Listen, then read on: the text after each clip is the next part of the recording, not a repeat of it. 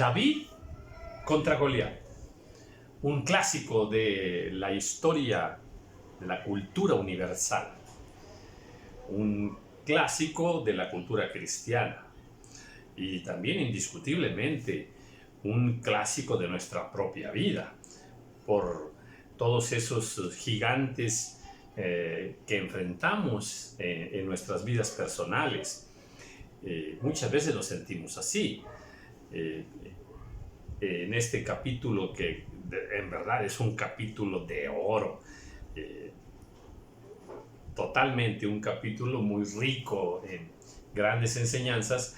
En el video anterior pues hemos aprendido muchísimas cosas que están entre las líneas, cosas bellísimas, como por ejemplo también David, pues muy responsable cuando su padre le envía a llevarle alimento a sus hermanos. Él dejó las ovejas, él cuidaba ovejas, pero las dejó bajo un resguardo, bajo un cuidado, entregó todo en orden. A veces a nosotros nos vamos a cambiar de un trabajo, teníamos un puesto en un trabajo, pero vamos a cambiar a otro trabajo y muchas veces no dejamos todo el departamento que nosotros cubríamos.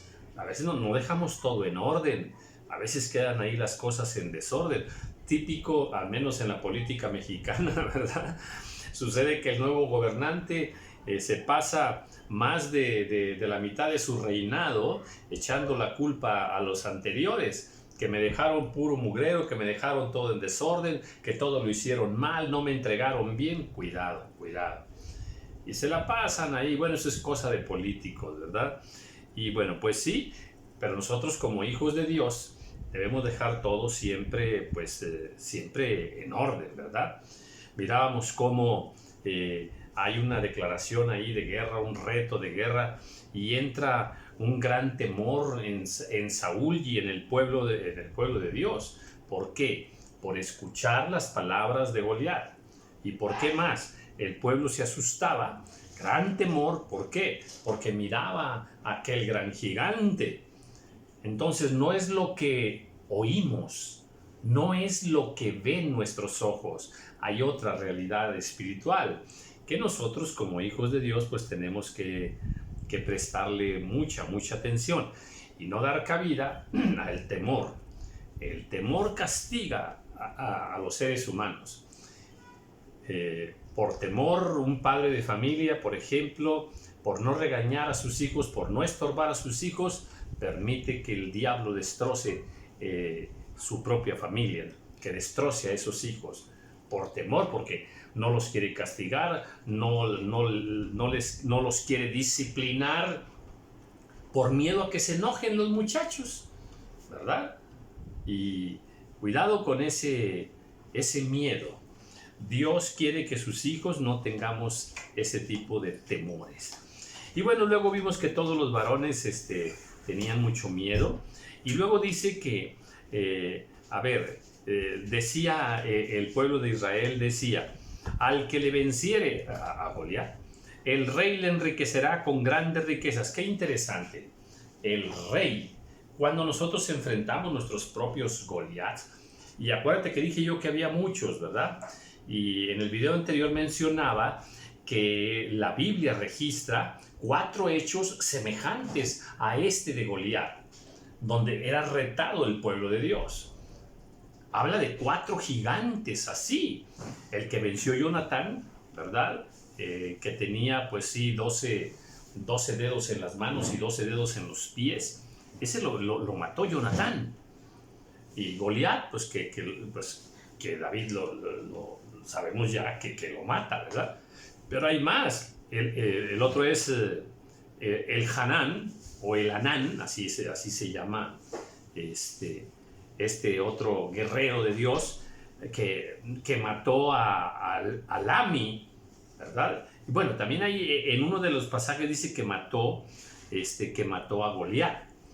Ahí se entiende que la Biblia nos enseña en un pasaje que Lami era hermano de Goliat. Entonces podemos entender ahí que mató al hermano de Goliat.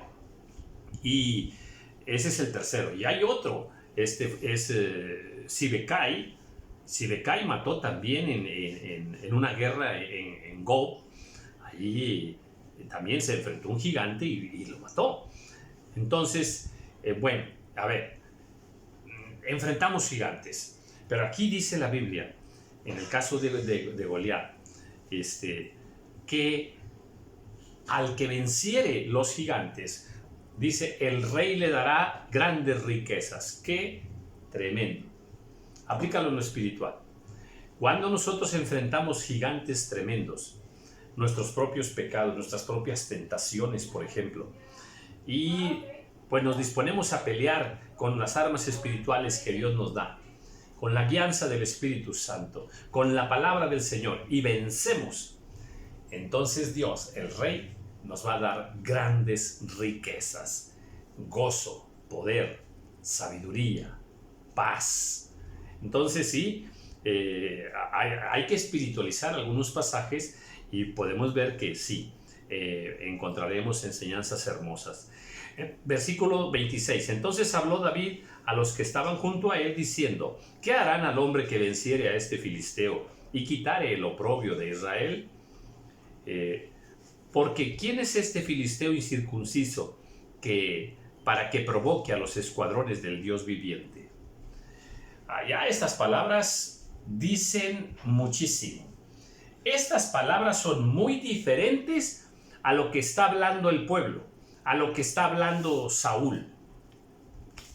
Es un discurso totalmente diferente, es otra mentalidad, es otra manera de ver aquel gigante que está allí. Me encanta donde dice, ¿qué harán, verdad? Al que venza a este filisteo, y escuchen lo que dice, y quitare el oprobio de Israel. Oprobio es deshonra. El pueblo de Dios estaba siendo deshonrado porque huía, porque tenía miedo. El pueblo de Dios estaba siendo avergonzado. ¡Qué vergüenza que los hijos de Dios huyan! ¡Qué vergüenza que los hijos de Dios estén llenos de temor! ¡Qué vergüenza!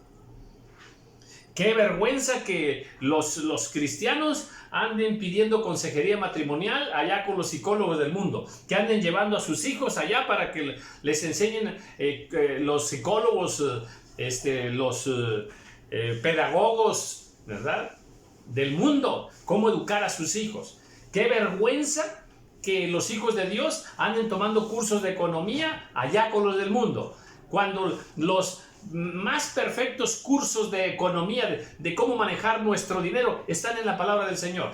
¡Qué vergüenza que las hermanas en Cristo anden buscando cursos de belleza, de cómo ser hermosas, cuando la palabra del Señor nos trae el capítulo 31 de la mujer virtuosa y más capítulos de cómo ser una mujer bella! ¡Qué vergüenza que nuestros hombres y mujeres anden allá en cursos de nutrición y creyéndole al mundo sus ciencias, sus conocimientos en cuanto a la comida, qué debemos comer, cuánto debemos comer, en fin. ¡Qué vergüenza, qué vergüenza!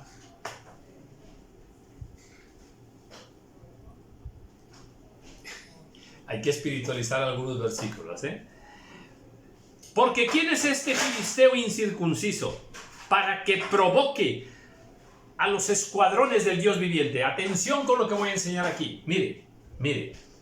Por un lado, el pueblo de Israel dice, ¿ya lo viste? Es un gigante, está grande. Fíjate lo que pensaba el pueblo de Dios acerca de ese gigante. Lo miraba así grandísimo. Ahora mira las palabras de David, así, en una frase, déjame decirte, ya, lo menosprecia, lo hace de gigante, lo hace chiquitito. Escucha lo que dice. ¿Quién es este filisteo incircunciso? ¿Quién es este? ¿Qué se cree este? ¿Quién es este filisteo incircunciso? ¿Quién es? ¿Qué es? ¿Qué poder tiene?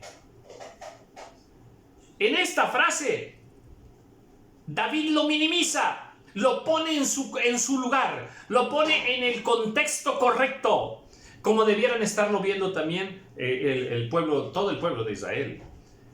¿quién es este? Es un filisteo. O sea, no es del pueblo de Dios, es un incircunciso. ¿Quién es este para que provoque, atención, a los escuadrones del Dios viviente, que somos nosotros? Los escuadrones del Dios viviente. ¡Qué maravilla! A ver, aplícalo a ti mismo. ¿De qué ejército eres? Aleluya, amén. Yo sé. Perteneces a los santos del Altísimo, a los escuadrones de Israel. Perteneces al ejército de Dios, aleluya. Esa es la manera correcta que nosotros debemos vernos. ¿Que vamos a enfrentar muchas situaciones? Sí. Pero nosotros somos los escogidos del Dios viviente. Alabado sea su nombre. Y el pueblo le respondió las mismas palabras, diciendo: así se hará al hombre que le venciere. Segunda vez que David pregunta que qué le iban a dar al que venciere, a ese hombre, ¿verdad? Este es muy interesante porque lo pregunta 3 veces, ¿eh? Dice: y oyéndole hablar Eliab, su hermano mayor, con aquellos hombres, se encendió en ira contra David y dijo: ¿para qué has descendido acá? ¿Y a quién has dejado aquellas pocas ovejas en el desierto? Oye, Eliab, no conoces a tu hermano, las dejó en buen resguardo. Y dice: yo conozco tu soberbia. No es cierto. Tú crees conocer, pero no es cierto. David no es soberbio. Dice: y la malicia de tu corazón. Menos, Eliab. ¿Qué visión tan errada tienes? ¿Qué visión tan errada tienes? Por eso estás lleno de ira, porque tú no conoces a Dios, porque no conoces la verdad de Dios, la voluntad de Dios. Lo estás demostrando. Yo conozco tu soberbia y la malicia de tu corazón. Muchas veces van a estar hablando así de ti, que eres esto y lo otro, y no es cierto. El enemigo te va a atacar muchas veces. Ahora, atención con esto. Fíjate bien, el gigante no es del pueblo de Dios, pero ahora está recibiendo ataques de alguien que sí es de tu propio pueblo. ¡Ay, qué tremendo! ¡Qué tremendo! Y que se ufana de saber más, de entender mejor. Ese te está atacando también. Cuidado, ¿eh? Yo conozco tu corazón, que para ver la batalla has venido. Mira, todo lo que habló Eliab son mentiras. Te respeto porque eres el hermano mayor de David. Te respeto por eso. Pero estás totalmente fuera de la realidad. No entiendes nada, Eliab. No entiendes nada de lo que está pasando. David respondió: ¿qué he hecho yo ahora? ¿No es esto mero hablar? O sea, solo son palabras los que estás diciendo. ¿Qué he hecho? Yo no he hecho nada. Tú estás malinterpretando las cosas. Tú estás prejuzgando las cosas. Yo no he hecho nada. Tengo mi conciencia tranquila. Yo no soy lo que tú me estás diciendo que soy. Pero me encanta el versículo 30. Mira lo que dice. Y apartándose de él, qué sabiduría de este muchacho. Apártate tú también, amado hermano, de todas aquellas personas semejantes a Eliab, que actúan desordenadamente, que actúan precipitadamente, que se creen los más sabios de todo, que juzgan tu vida impropiamente, que te acusan de muchas cosas y tú sabes con conciencia tranquila, con tu conciencia delante de Dios, que no es cierto. ¡Oy! A mí eso también me ha pasado muchas veces dentro del cuerpo de Cristo. Muchas veces. De hecho, Yo tenía en algún tiempo, por ahí predicaba en un lugar y, y ciertos ministros de Dios enviaban a algunos creyentes, hermanos en Cristo, a que me vigilasen, a que me espiaran, para que luego fuera a decir qué estaba yo enseñando. Y te digo esto porque uno de esos espías, años después, me lo confesó, dijo, a mí me enviaban a espiarte, hermano. O sea, yo sé lo que le estoy diciendo. Hemos sido juzgados muchas veces impropiamente, por aquellos que a veces en su soberbia o en su posición, en este caso, pues Eliab era primogénito, era mayor en edad, era mayor en términos de primogenitura, pero nada más. David era menor, pero era más sabio. Era menor, pero era más prudente. Era más responsable. Era más espiritual. Oh, bendito el Señor.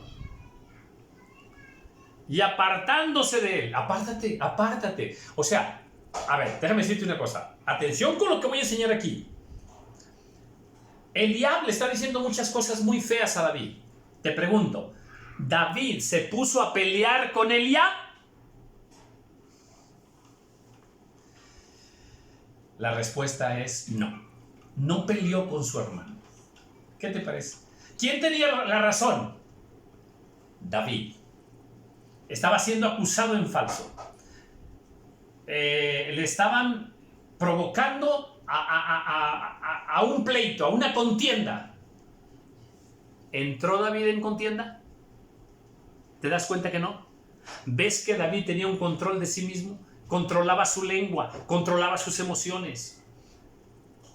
Muy inteligente, inteligencia espiritual. ¿Sabes qué hizo? Se apartó de él. Así, vas a tener muchos enemigos de fuera del pueblo de Dios, pero también vas a tener muchos enemigos dentro del pueblo de Dios. Pero no entres en contienda, no te pelees con ellos. No tienes que discutir tremendamente con... No. Simplemente apártate de ellos, como David se apartó de Eliab. Y ahora fue y le preguntó a otros, y le dio, dice, y preguntó a otros de igual manera, y el pueblo le dio la misma respuesta de antes. La misma, fíjate bien, qué inteligente David, qué sensato.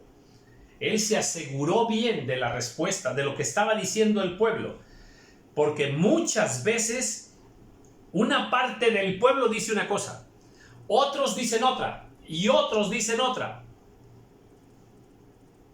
Y David se aseguró, y los tres le dijeron, las tres veces que preguntó, le dieron la misma respuesta de antes. Buscó una confirmación de que todo fuera así como se lo habían dicho. En la vida real no creamos todo. Muchas veces tenemos que buscar y pedir confirmación de que las cosas sean así como se nos han dicho. Fueron oídas las palabras que David había dicho. ¿Qué había dicho David? ¿Quién es este incircunciso? ¿Quién es este? Dice, y fueron oídas las palabras que David había dicho y las refirieron delante de Saúl. Y él lo hizo venir. O sea, alguien le dijo a Saúl, oye, ahí está un muchacho diciendo, ¿quién es este incircunciso para que provoque a los escuadrones del Dios viviente? Entonces Saúl se dio cuenta que había un valiente, alguien que hablaba diferente. Era un muchacho, el menor, el más pequeño. Y dijo, tráiganlo para acá. Claro, déjame decirte algo, atención, Cuando tú eres un joven recto, responsable, justo, temeroso de Dios, que actúa en justicia, que actúa con prudencia, que busca la sabiduría, vas a ser llevado delante de los grandes. ¿Te acuerdas de José? Fue llevado delante de los grandes. ¿Te acuerdas de Daniel? Fue llevado delante de los grandes. ¿Y qué pasa ahora con este joven, David? Le oyeron hablar, le oyeron actuar. Vieron que era un hombre inteligente, joven, muchacho, inteligente. Sin temor, sin temor. Y fue llevado delante del rey. ¿Qué te parece? Ya eso tiene un gran valor. Si nosotros nos portamos así, nos conducimos así en nuestra vida diaria, nos conducimos así, déjeme decirle en forma muy sencilla y porque aplica para esto, ¿verdad?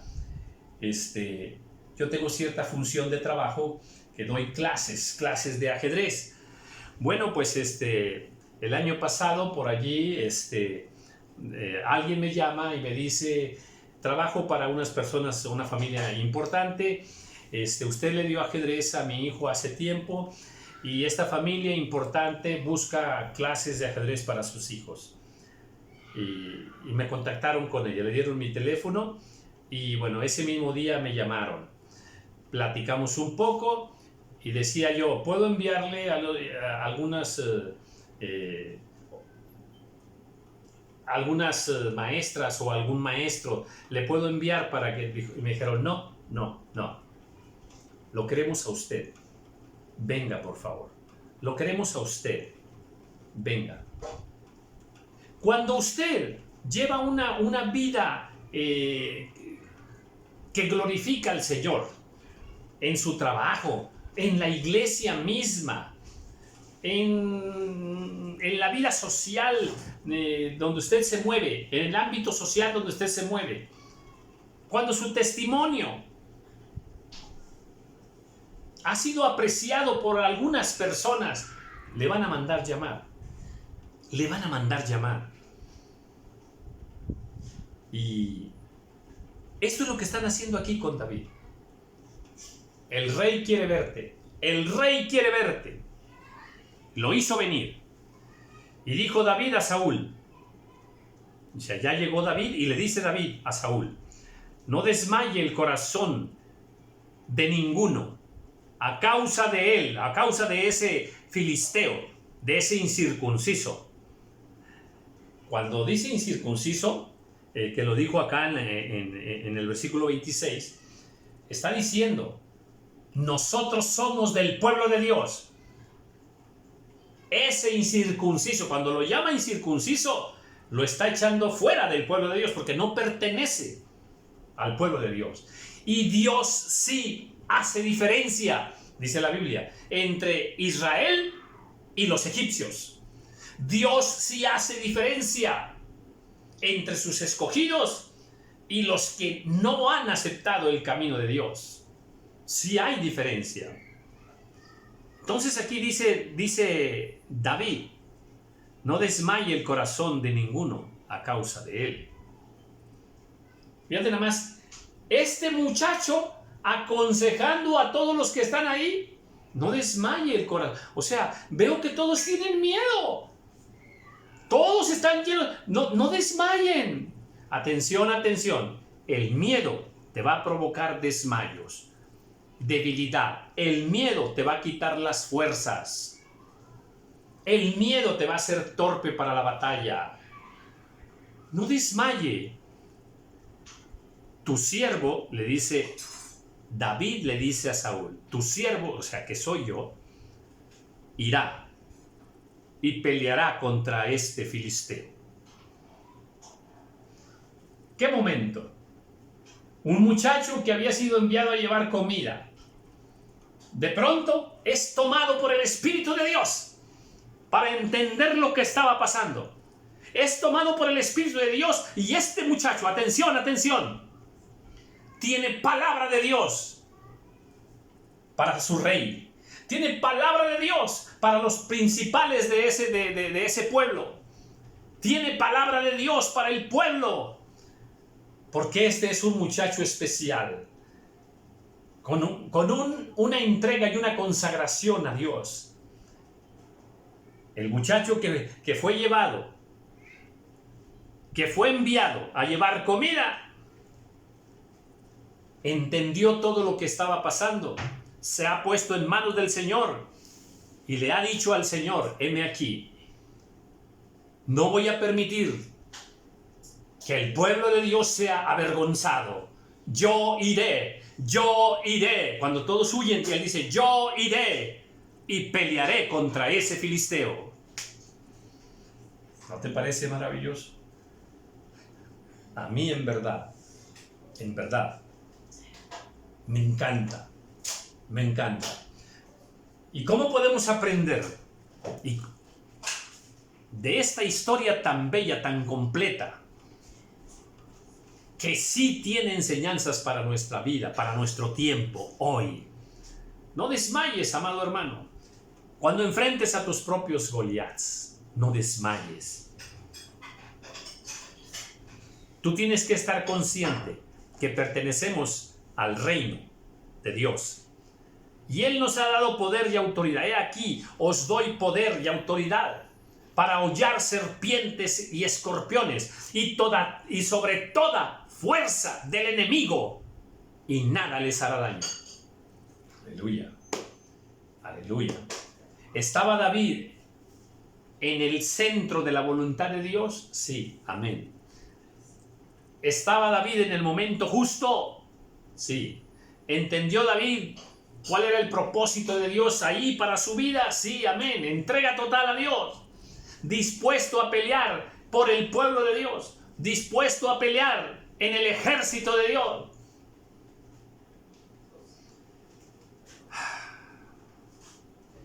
Tenemos mucho que aprender. No desmayes. Tu siervo irá.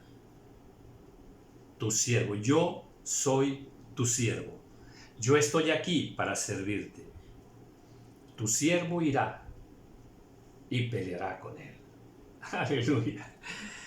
Pues déjame dejar aquí este video porque sigo emocionado y muy convencido de que el mismo Dios que le da esa tremenda valentía, maravillosa valentía, en medio de aquel momento tan riesgoso, tan peligroso. ¿De dónde sacaba esa valentía David? ¿De dónde?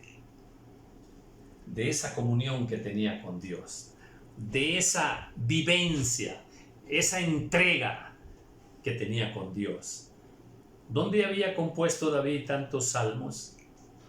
A mí se me hace que algunos fueron compuestos allá donde andaba cuidando las ovejas, donde él le cantaba al Señor, donde él ministraba al Señor, el dulce cantor de Israel. Ya tenía una vivencia con Dios, su vida consagrada, entregado a Dios y dispuesto para servir a Dios en el momento que Dios lo llamase. Y llegó el momento. Dios lo está llamando a la batalla, a pelear. Y así Dios te está llamando a ti, hermana. Dios me llama a mí, a sus hijos, a estar dispuestos, a estar listos para la batalla, sin desmayar. Amén. Confiados en que pertenecemos a los escuadrones del Dios viviente. En lo humano, pues nada más somos personas muy sencillas, con vida común, con actividades comunes. Eso es en lo humano, pero en lo espiritual no es así. En lo espiritual no es así. Somos los hijos de Dios y pertenecemos a los escuadrones del Dios viviente. Bendiciones.